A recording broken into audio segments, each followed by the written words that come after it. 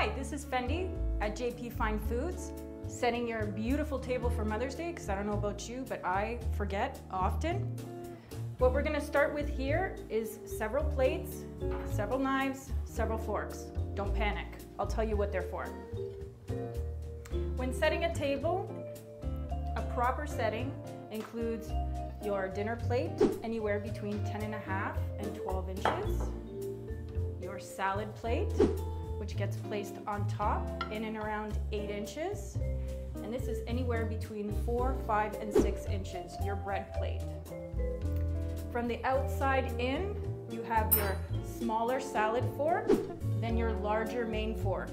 The main fork goes closest to the large plate, and salad fork on the outside. Work your way out to in. Your bread knife on the outside, and your main knife on the inside. Your dessert spoon on the top. In terms of water and wine glasses, I always like to place the water glass in front or on top of the knives, and then directly diagonal the wine glass. This here gives you the perfect place setting for mom. In my opinion, adding flowers everywhere helps, so I just add a bit of baby's breath beside the knives. That way it looks like you put a little more effort in.